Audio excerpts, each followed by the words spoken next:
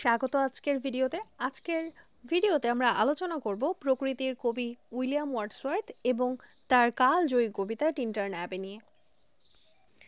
আমাদের চ্যানেলের উদ্দেশ্য হলো বিভিন্নভাবে তোমাদের পড়াশোনায় সাহায্য করা। সো আশা করছি এই ভিডিওটি তোমাদের ইংরেজি সাহিত্য পাঠে সহায়ক হবে। টিনটার্ন অ্যাবে উইলিয়াম ওয়ার্ডসওয়ার্থের লেখা অনেক ফেমাস একটা কবিতা, অনেক পপুলার। এটা অনেক সিলেবাসে এই কবিতাটা ইনক্লুড করা হয়েছে, তাই এই কবিতাটা নিয়ে আলোচনা করছি আজকের ভিডিওতে। উইলিয়াম ওয়ার্ডসওয়ার্থের জন্ম 1770 সালে এবং মৃত্যু 1850 সালে। তিনি রোমান্টিক পিরিয়ডের অন্যতম প্রধান কবি। তার কবিতায় প্রকৃতি, মানব জীবন ও আধ্যাত্মিক বিষয়গুলোর গভীর প্রভাব লক্ষ্য করা যায়। তিনি ইংল্যান্ডের লেক ডিস্ট্রিক্টে জন্মগ্রহণ করেন, এই জন্য তাকে লেক পয়েটও বলা হয়। তার কাব্য জীবনে এই লেক অঞ্চলের প্রাকৃতিক সৌন্দর্য গভীরভাবে প্রভাব ফেলেছিল। তিনি এবং স্যামুয়েল টেইলর কোলারিজ 1798-এ লিরিক্যাল ব্যালাডস প্রকাশ করেন, যা ইংরেজি সাহিত্যে রোমান্টিক রিভলিউশনের ভিত্তি স্থাপন করে। এই টিনটার্ন অ্যাবে কবিতাটাও লিরিক্যাল ব্যালাডে অন্তর্ভুক্ত রয়েছে, অর্থাৎ এটাও একটা লিরিক্যাল ব্যালাড। টিনটার্ন অ্যাবে কবিতাটা 1798 সালে রচিত হয় এবং লিরিক্যাল ব্যালাডসের সংকলনে প্রকাশিত হয়। এটি আসলে ইংল্যান্ডের ওয়াই নদীর তীরে অবস্থিত একটি পুরনো গির্জার নাম। ওয়ার্ডসওয়ার্থ এই স্থানটি 5 বছর পর আবারও পরিদর্শন করেন, অর্থাৎ তিনি 5 বছর আগে একবার পরিদর্শন করেছিলেন এবং 5 বছর পরে তিনি আবার পরিদর্শন করতে এসেছেন। স্থানটির প্রাকৃতিক সৌন্দর্য তাকে এতটাই মুগ্ধ করে যে তিনি তার অনুভূতিগুলো এই কবিতার মাধ্যমে প্রকাশ করেন। এই কবিতাটা 5টা স্ট্যাঞ্জাতে বিভক্ত। প্রত্যেকটা স্ট্যাঞ্জাতে আলাদা আলাদা বিষয়বস্তু লক্ষ্য করা যায় এই কবিতায়। প্রথম স্ট্যাঞ্জাতে প্রকৃতির সৌন্দর্যের দৃশ্য লক্ষ্য করা যায়, অর্থাৎ কবি টিনটার্ন অ্যাবের চারপাশের প্রকৃতি সৌন্দর্য বর্ণনা করেন। নদী, বনভূমি, পর্বত এবং শান্ত পরিবেশ তার মনে প্রশান্তি এনে দেয়। অর্থাৎ প্রথম স্ট্যাঞ্জাতে কবি প্রকৃতির সৌন্দর্য, সেই টিনটার্ন অ্যাবের চারপাশের দৃশ্য ইত্যাদি লিখেন, অর্থাৎ ইমেজারি ক্রিয়েট করেন, যার বাংলা হচ্ছে চিত্রকল্প। এভাবে আমরা সেকেন্ড স্ট্যাঞ্জা বা দ্বিতীয় স্তবকে দেখতে পাই কবির অতীত স্মৃতির ভিজুয়ালাইজেশন। কবি স্মৃতির গুরুত্ব নিয়ে আলোচনা করেন এই সেকেন্ড স্ট্যাঞ্জাতে। তিনি বলেন এই জায়গার স্মৃতি জীবনের কঠিন সময়ে তাকে সান্ত্বনা দিয়েছে, অর্থাৎ এই স্মৃতিগুলো তাকে তার জীবনের কঠিন মুহূর্তে স্থিরতা ও অনুপ্রেরণা জুগিয়েছেন। প্রকৃতির এই অভিজ্ঞতাগুলো তার জন্য সহানুভূতি এবং প্রেমের উৎস হিসেবে কাজ করেছে। থার্ড স্ট্যাঞ্জাতে তিনি প্রকৃতির প্রতি গভীর অনুভূতির প্রকাশ করেছেন। এখানে প্রকৃতির প্রতি কবির অনুভূতির পরিবর্তন ফুটে ওঠে। শৈশবে প্রকৃতি ছিল তার জন্য রোমাঞ্চের উৎস, কিন্তু পরিণত বয়সে এটি তার আধ্যাত্মিক ও নৈতিক শিক্ষার মাধ্যম হয়ে উঠেছে। এখানে কবি তার প্রকৃতির প্রতি সম্পর্কের বিবর্তন নিয়ে ভাবেন।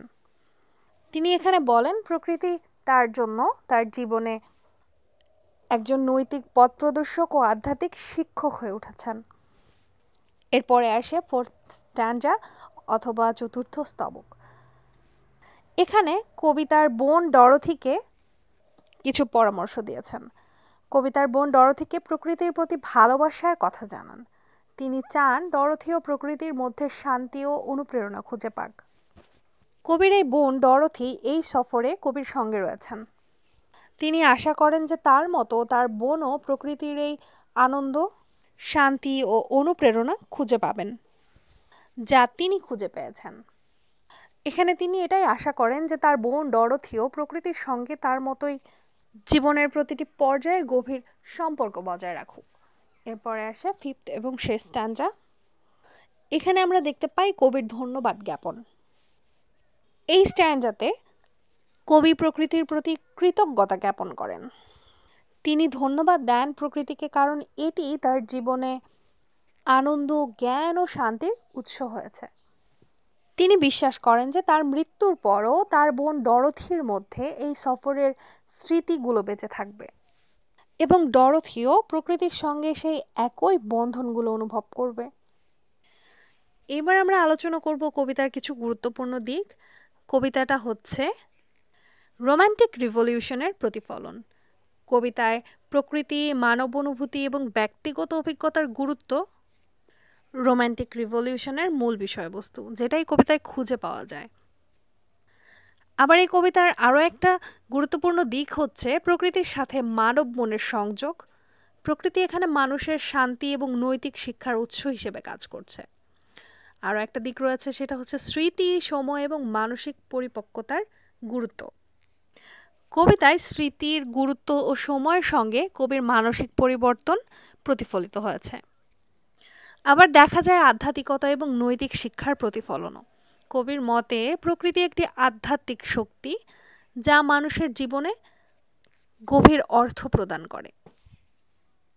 এই কবিতায় টোন বিভিন্ন সময়ে পরিবর্তিত হয়েছে। প্রথমে আমরা দেখতে পাই এই কবিতায় নস্টালজিক এবং রিফ্লেকটিভ টোন।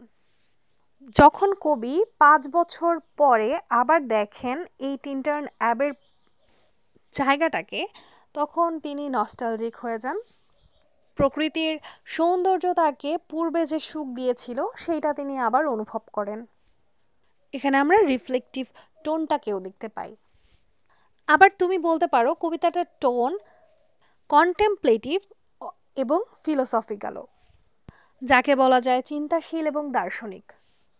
কবিতার লাইনগুলো সামনের দিকে আগানোর সাথে সাথে সুরটি একসময়, অর্থাৎ টোন কবিতার, এটি একসময় চিন্তাশীল হয়ে ওঠে। কবি সময়ের প্রবাহ, স্মৃতি এবং প্রকৃতির সাথে তার সম্পর্কের পরিবর্তন নিয়ে গভীরভাবে চিন্তা করেন। তিনি তার যৌবনে প্রকৃতির প্রতি রোমাঞ্চ অনুভব করতেন, কিন্তু যখন তিনি পরিণত বয়সে পৌঁছান তখন তার কাছে মনে হয় প্রকৃতি একটা আধ্যাত্মিক শান্তি এবং নৈতিক শিক্ষার উৎস। আমরা এই কবিতায় অ্যাফেকশনেট অ্যান্ড গ্রেটফুল টোনও কিন্তু দেখতে পাই। কবিতার এক পর্যায়ে টোনটি অ্যাফেকশনেট হয়ে ওঠে যখন কবি তার বোনকে উদ্দেশ্য করে কথা বলেন। তিনি তার প্রতি গভীর ভালোবাসা প্রকাশ করেন এবং আশা করেন ডরথিও প্রকৃতির মধ্যে শান্তি, অনুপ্রেরণা খুঁজে পাবে যেমনটি তিনি পেয়েছিলেন। আমরা কিন্তু এখানে আরেক ধরনের টোন লক্ষ্য করি, রেভারেন্ট অ্যান্ড স্পিরিচুয়াল, অর্থাৎ পবিত্র এবং আধ্যাত্মিক। কবিতার টোনটি পবিত্র হয়, পবিত্র বলা যায়, যখন তিনি মানুষের সাথে প্রকৃতির আধ্যাত্মিক সম্পর্ক নিয়ে ভাবেন। তিনি প্রকৃতিকে একটি আধ্যাত্মিক শক্তিশালী গাইড হিসেবে তুলে ধরেন, যা তাকে জীবন এবং এর উদ্দেশ্য সম্পর্কে গভীর উপলব্ধি প্রদান করে। সার্বিকভাবে টিনটার্ন অ্যাবে কবিতার টোনটা ব্যক্তিগত, যেখানে অনুশোচনা, শান্তি এবং শ্রদ্ধা মিশ্রিত রয়েছে, সাথে সাথে দার্শনিক চিন্তাভাবনা এবং আধ্যাত্মিক উপলব্ধির সমন্বয় ঘটেছে। এই কবিতায় 62টা লাইন রয়েছে, 162 লাইন, যেটা 5 স্ট্যান্জায় বিভক্ত। উইলিয়াম ওয়ার্ডসওয়ার্থ প্রকৃতির সৌন্দর্যকে কেবল উপভোগই করেননি, বরং এটি থেকে জীবনের গভীর শিক্ষা পেয়েছেন। তার কবিতা আমাদের প্রকৃতির প্রতি ভালোবাসা এবং জীবনের গভীর অর্থ খুঁজতে অনুপ্রাণিত করে। আশা করছি আজকের ভিডিও থেকে তোমরা অনেক উপকৃত হবে, অনেক নতুন বিষয় জানতে পারবে।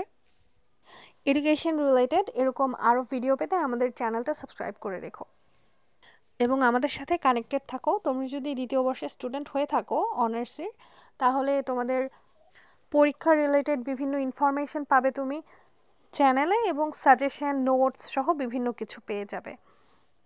সো কানেক্টেড থাকো। আজকের মতো এই পর্যন্তই। ভিডিওটি দেখার জন্য অনেক অনেক ধন্যবাদ।